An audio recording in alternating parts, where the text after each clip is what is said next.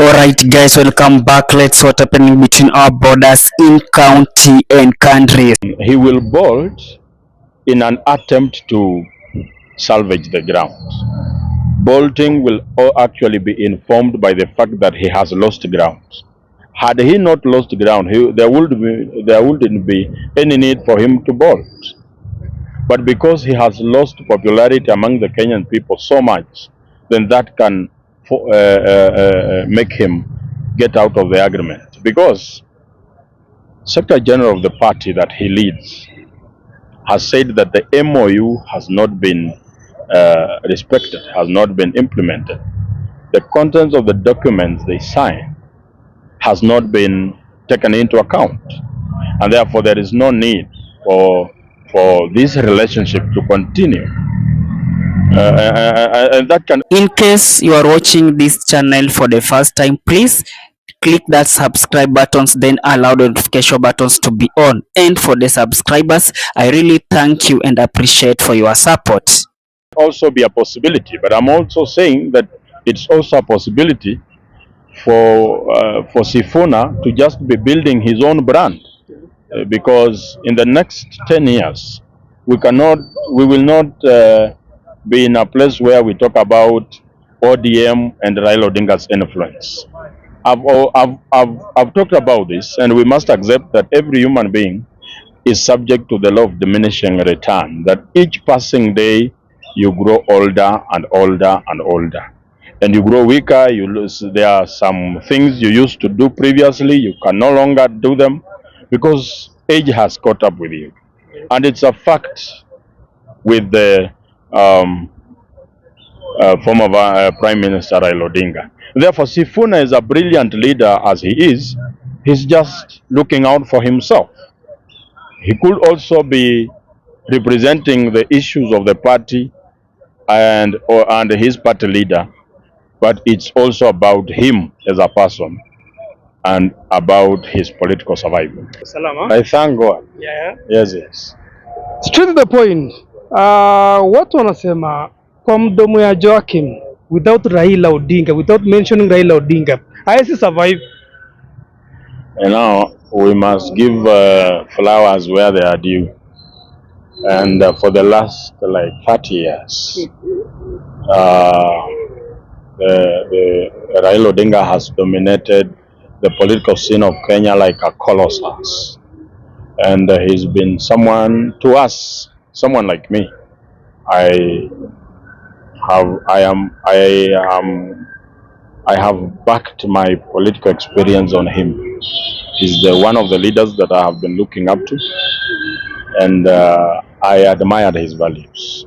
So when I talk about his political standing today, naysayers say that without Raila Odinga, I cannot survive. I can survive without Raila Odinga. You understand? It's only that he's a subject that we must mention in the Kenyan politics. But ukiangalia statement zako, it seems you really trusted Raila Odinga on your time. Yes. Hadi sahi unaona kienda the other side.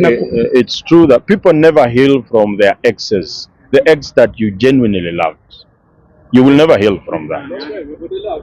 And when you see me talk about Raila Odinga, it shows the kind of heartbreak I experienced when I saw him behaving the way he's behaving right now. So Kenyans must try and understand the point from which I'm speaking from. Yes, it's not about being against him. It's about exploiting on the current status of politics and his current standing as far as the running of the country is concerned. Yeah. Ukiangalia Sifuna, tunajuanga kama spokesman wa Raila Odinga. Yes. And recently Raila Odinga vile anaongea kama na support Ruto vizuri. Lakini ukiangalia Sifuna anaongea a different story. What does that mean? Sifuna is a young politician who has seen the future, and he said so yesterday on the interview. He has seen, he has pictured in his mind every possible situation. He can see his party leader, the person he served so loyally, He can see the way he's fumbling with the politics career. And I think Sifuna wants to position himself in a way that if anything happens, he can still raise above the fray and keep himself afloat um, uh, in the Kenyan political arena. So what he was speaking yesterday, the way I saw him speak, he is actually one of the very few political leaders we have in this country that speaks the language that speaks to the issues affecting the common people. He talked about basic rights of the Kenyan people, that even before we think about building a road, have we do our people have the guarantee that they will live to use those roads? A country that has the most shiny buildings, the most perfect roads, but with no guarantee to human dignity and safeguarding human life, that country is still not going the right direction. So I like what Sifuna said. He's just a young man who has seen the future and he's placing himself for any eventuality. He said, he talked about the issues affecting ODM right now. ODM is no longer the party that the Kenyan people used to. And he was very correct when he said that they have been the ones representing hope among the Kenyan people. And therefore, when something that has been representing hope dilutes the same hope, it becomes a problem. That's your opinion. My opinion. But ukiangalia the opinions of Kenyans vile wanaongea, they seem like Sifuna is preparing the way. It's like baba amemwambia just to prepare the way so that tukielekea na hapo mbele we switch the gear. I had already preempted and said that there can come a time if Raila Odinga sees that his association with the UDA is not tenable, it's very possible for him to bolt. And nothing stops him from doing that. But he has lost the ground. He will bolt in an attempt to salvage the ground. Bolting will actually be informed by the fact that he has lost ground. Had he not lost ground, there wouldn't be any need for him to bolt. But because he has lost popularity among the Kenyan people so much, then that can make him get out of the agreement. Because Secretary General of the party that he leads has said that the MOU has not been respected, has not been implemented. The contents of the documents they signed has not been taken into account. And therefore there is no need for this relationship to continue. And that can also be a possibility. But I'm also saying that it's also a possibility for Sifuna to just be building his own brand. Because in the next 10 years, we will not be in a place where we talk about ODM and Raila Odinga's influence. I've talked about this, and we must accept that every human being is subject to the law of diminishing return, that each passing day you grow older and older and older. And you grow weaker, you lose. There are some things you used to do previously, you can no longer do them because age has caught up with you. And it's a fact with the former Prime Minister Raila Odinga. Therefore, Sifuna is a brilliant leader as he is. He's just looking out for himself. He could also be representing the issues of the party and his party leader, but it's also about him as a person and about his political survival. A quick fire question, eh? Yes. Let me ask you this one, Joakim.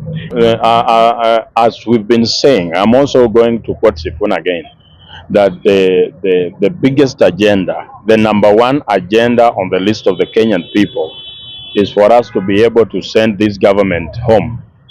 And therefore, if Raila Odinga decides to join the people in making that dream a reality, then he's welcome on the board. So you will forgive him? It's not about forgiveness. Yeah. It's about our values realigning and chasing a common goal. Yes. Alright. Now ukiangalia the current situation now, Rigathi Gachagua ameenda outside the country and the slogan still remain one term. Does it have any effect? The slogan one term is not of Gashagua's making. It's only that Gachagua was the loudest to say it. But the slogan of one term is the aspirations of the Kenyan people, saying that this government has not done as we expected, and therefore we must be able to look for another government. And they said one term, meaning that they are not going to give him another term. So Gachagua was just a player in a very big game. And therefore, even his absence does not affect the agenda of one term in any way. We are still here. We still resonate to the agenda. We were not saying one term because Gachagua is saying it. We are saying one term because it's the agenda to benefit every Kenyan person, even the one saying two term. Yes, one term is even going to be beneficial to those people who are saying two term. For future reference, Yes. if the government approaches you now and say now, Joakim, how much do you want to change your ideology? You know, why join a government that is going home in a few months or a few years or in 1 or 2 years? Why don't I just wait and be part of a government that actually works for the Kenyan people? You know, I cannot sell my right to think, because joining this government is tantamount to selling your right to think. People are born with the two rights, the right to live and the right to think. And joining this government is actually selling that right to think, because I have seen people who have previously been very brilliant, but immediately they joined this government and this regime, they suspended their brains, and that is something I cannot do. We have this. Okay, are you in a Tower movement of Western or DCP or ODM? I've always considered myself in the yesteryears as an ODM member, but because I come from Western, I support Tower movement, because Tower movement is a movement that is talking about the needs of the people, my people, and therefore supporting any other movement is betrayal to my own people. So right now, I am an ambassador of Tower in Nairobi, and I cannot talk about supporting any other movement. You understand that? So you're a Tower movement? Yes, I am a supporter, and actually mentioning Tower, I also want to take this opportunity to congratulate the governor of Trans Nzoia, George Natembeya, on his return back to office. People who had ulterior motives have not succeeded in stopping him from coming back to office.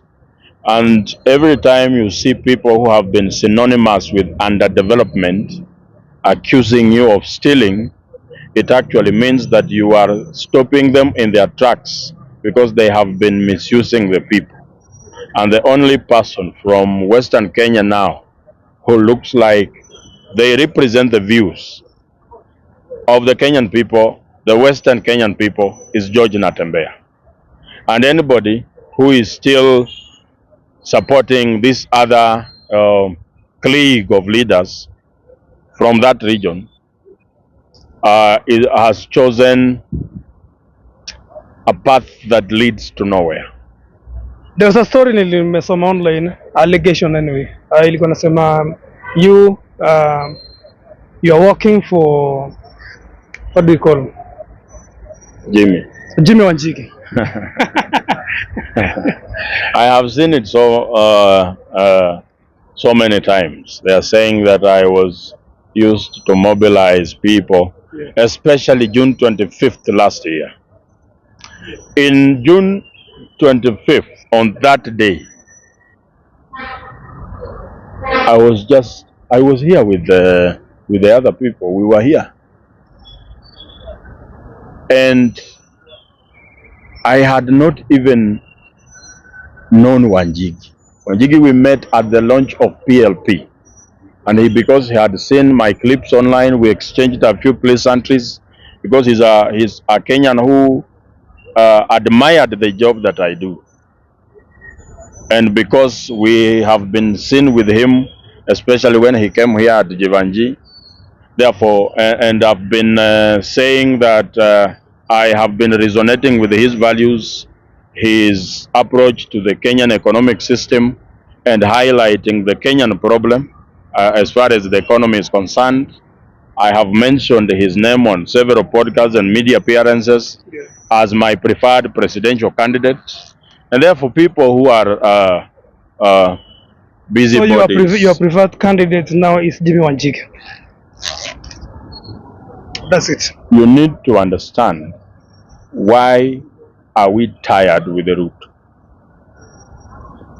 We are tired with the Ruto because Ruto has mismanaged the economy of the country.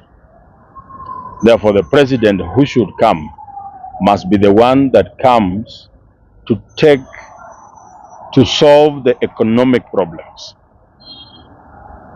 And therefore, if there is any other person who has spoken about The change.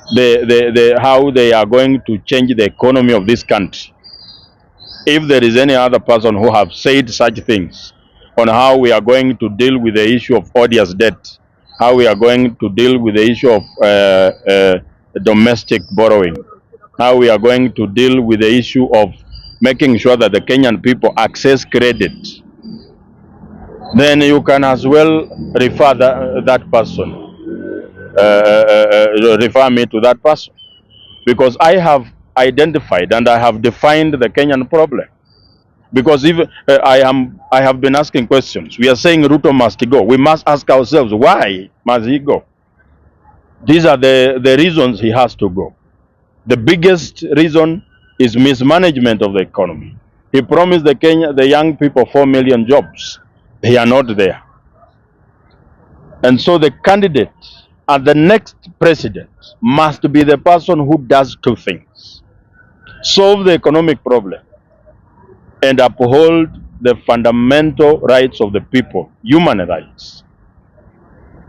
And I've said, if you have any other person in mind who have said those two things, you can as well refer me to them. Up to now, I have not had any other person speak such things. So I am bringing a solution to the Kenyan problem. I do not expect people not to see why I'm supporting this particular candidate. Yes. Ukimalizia unasimama wapi? Wananchi wanauliza unasimama wapi? People asking me to say Just say. ati nasimama wapi. You know, you cannot cross a bridge before you get there. Let us cross that bridge when we get there. For now, my biggest focus is to provide civic education to the Kenyan people, so that they know the situation we are in as a country and how can we get out of this situation. When it gets to a point where I have to vie for a seat, I will come and I will tell the Kenyan people, I will ask for their support, and I know they will support me 100%. Thank you so much. Thank you very much.